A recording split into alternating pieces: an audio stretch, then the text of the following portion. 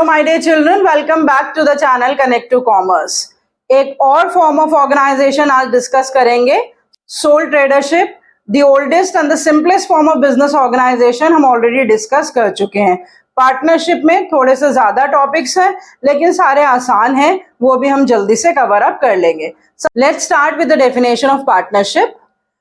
The relations between persons who have agreed to share the profits of the business carried on by all or any one of them acting for all.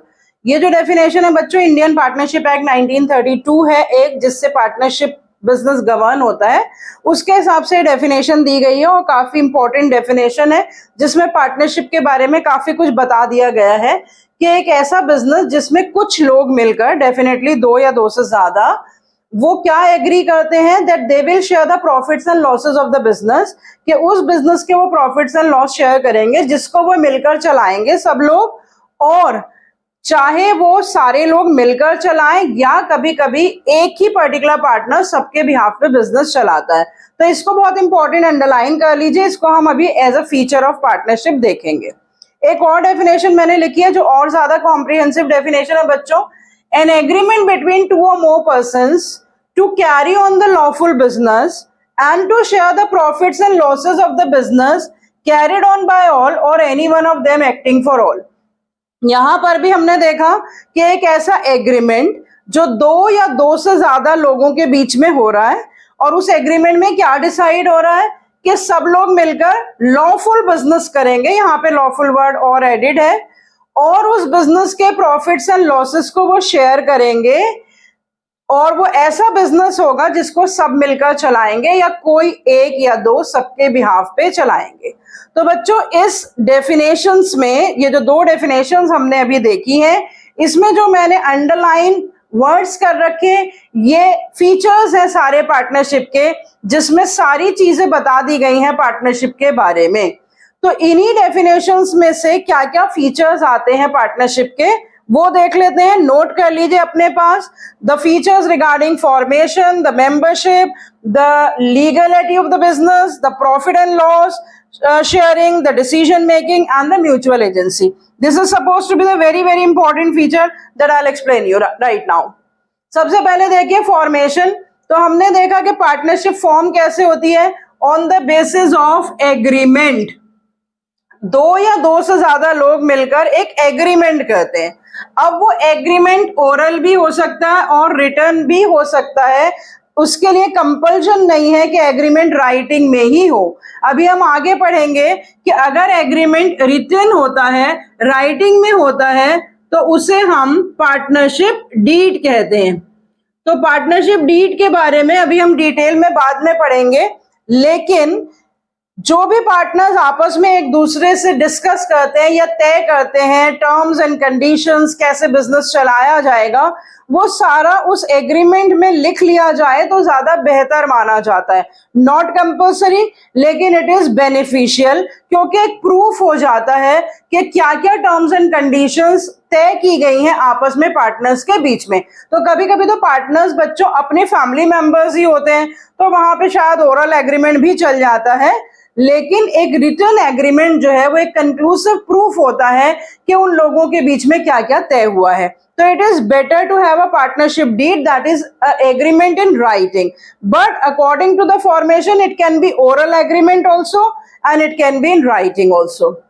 फिर उसके बाद membership के बारे में क्या है कि मिनिमम तो 2 मेंबर होने चाहिए, और मैक्सिमम जो लिमिट है पार्टनरशिप की वो 100 पार्टनर्स की है, और कंपनीज रूल के हिसाब से मैक्सिमम लिमिट 50 है, इससे ज्यादा पार्टनर्स नहीं हो सकते हैं। फिर उसके बाद यहाँ पे मैंने लिखा लॉफुल बिजनेस।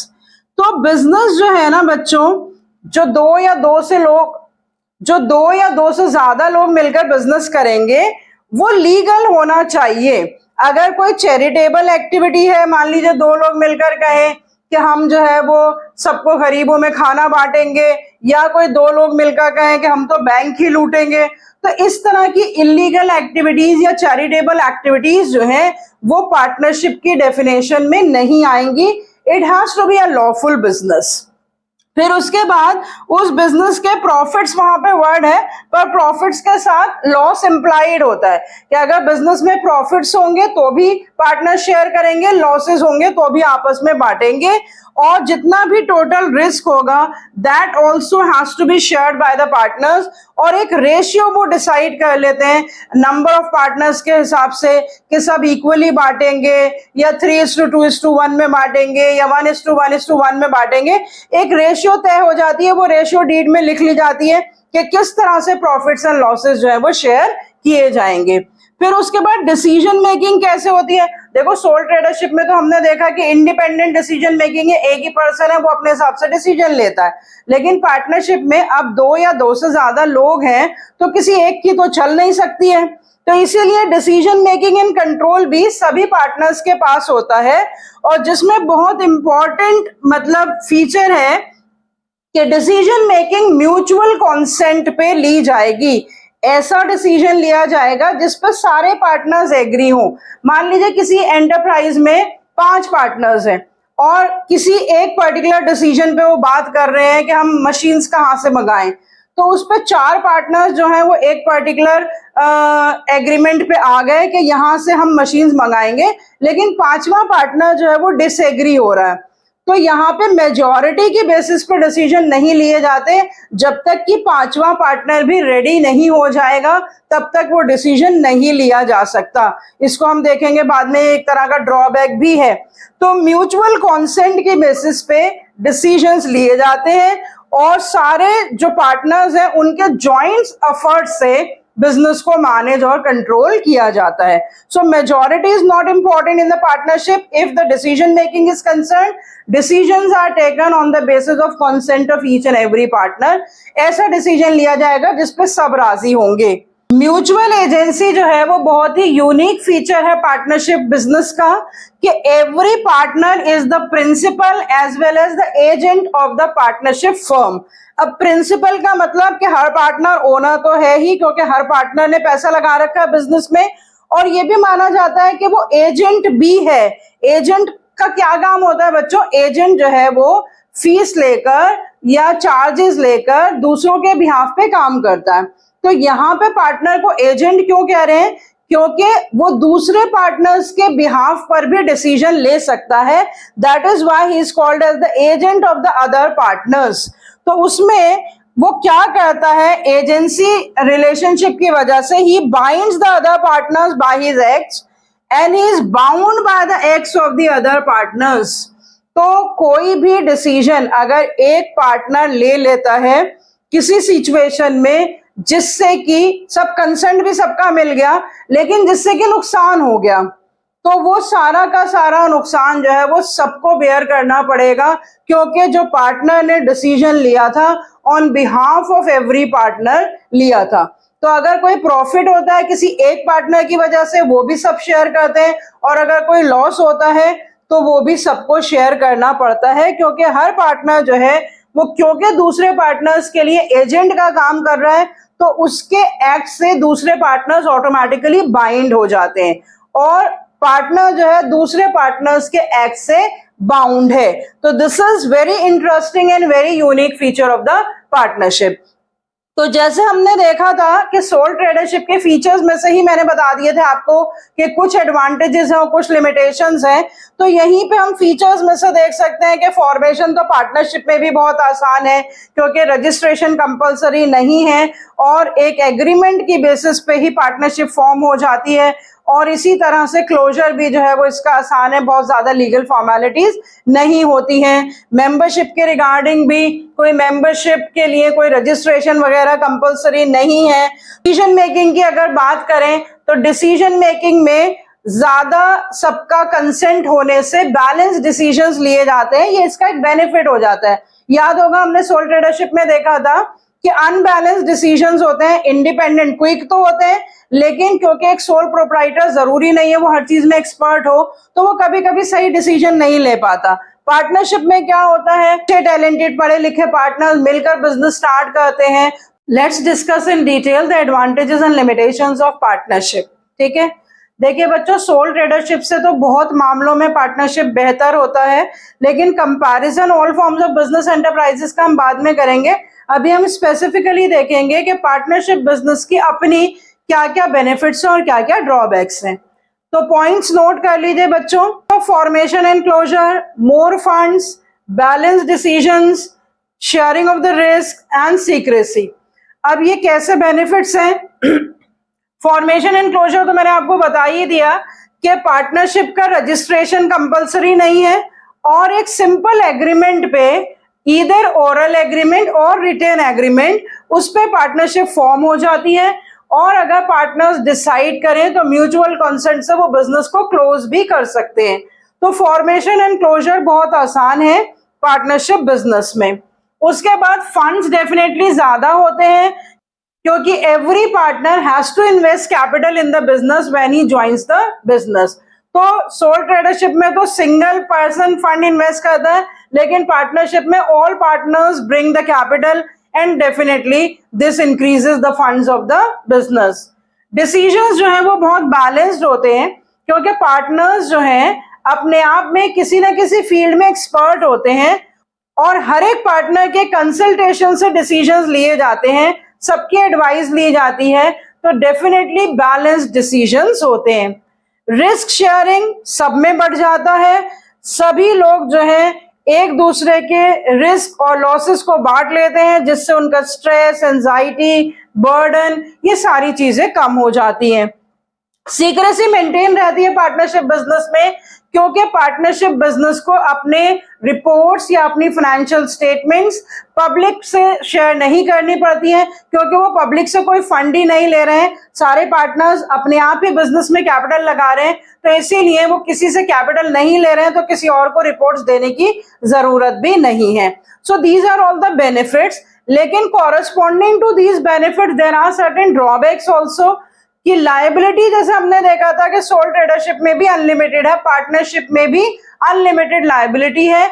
और अनलिमिटेड लायबिलिटी का मतलब क्या होता है कि अगर बिजनेस को लॉसेस हैं और बिजनेस के असेट्स सफिशिएंट नहीं है टू पे ऑफ द लॉसेस, तो वो कहां से पे किए जाएंगे? From the personal property of the partners. So that is a very major drawback of a partnership business. फिर उसके बाद रिसोर्सेज लिमिटेड है कंपेयर टू सोल ट्रेडरशिप, तो रिसोर्सेज ज्यादा है, लेकिन हमने अभी फीचर्स में देखा कि there is a restriction on the number of partners, they can be maximum 100 and they can be 50, और ज्यादातर तो इतने पार्टनर्स होते ही नहीं है क्योंकि बहुत ही कम 5, 10, 20 इससे ज्यादा पार्टनर्स होते भी नहीं है, तो लिमिटेड एक्सटेंट होता है, इसीलिए दूसरी फॉर्म्स ऑफ बिजनेस ऑर्गेनाइजेशंस के कंपैरिजन में रिसोर्सेज लिमिटेड है। पॉसिबिलिटी ऑफ कॉन्फ्लिक्ट्स, डिसीजंस तो बैलेंस्ड है लेकिन उसी से रिलेटेड एक ड्रॉबैक भी है कि जब डिसीजंस सबके कंसेंट से लिए जाते हैं तो कभी कभी कंसेंट ही ऑब्टेन नहीं होता है, सब लोग अपने अपने ओपिनियंस पे अड़े रहते हैं, ये कहते रहते हैं कि हमारे हिसाब से डिसीजन लेना चाहिए, तो उसी से क्या होता है? कॉन्फ्लिक्ट्स अराइज हो जाते हैं। और म्यूचुअल एजेंसी की वजह से भी बहुत कॉन्फ्लिक्ट्स होते हैं क्योंकि हर पार्टनर दूसरे पार्टनर का एजेंट है, तो किसी एक की वजह से अगर सबको नुकसान हो जाता है तो उनके बीच में कॉन्फ्लिक्ट्स अराइज हो जाते हैं। शेयरिंग ऑफ द प्रॉफिट्स, तो रिस्क शेयर हो रहे हैं तो बेनिफिट है, लेकिन प्रॉफिट शेयर हो रहे हैं तो लॉस है। सोल ट्रेडरशिप में तो कोई प्रॉफिट किसी के साथ शेयर नहीं होते हैं, सारा प्रॉफिट सोल ओनर का होता है, लेकिन पार्टनरशिप में हर एक पार्टनर के बीच में प्रॉफिट्स को बांटा जाता है, चाहे वो किसी भी तरह का पार्टनर हो। ये अभी हम आगे टाइप्स ऑफ पार्टनर्स में भी देखेंगे। फिर उसके बाद लैक ऑफ पब्लिक कॉन्फिडेंस, एक तरफ सीक्रेसी मेंटेन रहती है क्योंकि बुक्स ऑफ अकाउंट्स या जो फाइनेंशियल रिपोर्ट्स हैं वो किसी बाहर वाले को नहीं दिखानी है, लेकिन इस फीचर की वजह से ड्रॉबैक भी होता है कि जो पब्लिक है उसका बहुत ज्यादा कॉन्फिडेंस नहीं होता है इन दी पार्टनरशिप बिजनेस। मान लीजिए किसी पार्टनरशिप फर्म को लोन भी चाहिए ना बैंक से, तो बैंक भी बहुत हेसिटेट करता है to give the loan to such business क्योंकि बहुत सारी चीजें जो हैं वो पब्लिक डोमेन में नहीं है, वो ओपनली डिस्क्लोज्ड नहीं है, या अगर इन्वेस्टमेंट्स की जरूरत पड़ती है, आउटसाइडर्स से कोई पैसा लेना होता है, तो वो अपना फेथ नहीं दिखा पाते हैं पार्टनरशिप बिजनेस को क्योंकि because of the same reason that the books of accounts are not disclose to everyone. So we can see कि पार्टनरशिप जो है कुछ मामलों में सोल ट्रेडरशिप से बेहतर है, लेकिन कुछ मामलों में दूसरी फॉर्म्स ऑफ बिजनेस ऑर्गेनाइजेशन से अभी भी उसमें कुछ ड्रॉबैक्स हैं। और अगर सूटेबिलिटी की बात करें तो पार्टनरशिप बिजनेस वहां पे सूटेबल होता है जहां पे बिजनेस थोड़ा लार्जर साइज का होता है, फाइनेंशियल रिक्वायरमेंट ज्यादा होती है और जो पार्टनर्स हैं वो एक दूसरे के ऊपर फेथ रखते हैं, म्यूचुअल ट्रस्ट और कॉन्फिडेंस होता है, तो वहां पे पार्टनरशिप बिजनेस जो है वो सूटेबल है, क्योंकि कैपिटल की प्रॉब्लम और उसके बाद डिसीजन मेकिंग की प्रॉब्लम, रिसोर्सेज की प्रॉब्लम, ये सारी सॉल्व हो जाती हैं जो कि सोल प्रोप्राइटरशिप बिजनेस से सॉल्व नहीं हो पाती हैं।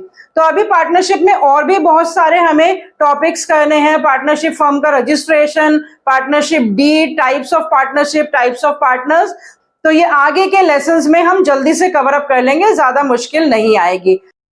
तो अगर आपने मेरे चैनल को अभी तक सब्सक्राइब नहीं किया है बच्चों, तो सब्सक्राइब करिए, लाइक करिए, और अगर आपको आसानी से ये सारे टॉपिक समझ में आ रहे हैं तो अदर स्टूडेंट्स के साथ भी इनको शेयर करिए। So see you next time with another topic of partnership that will continue.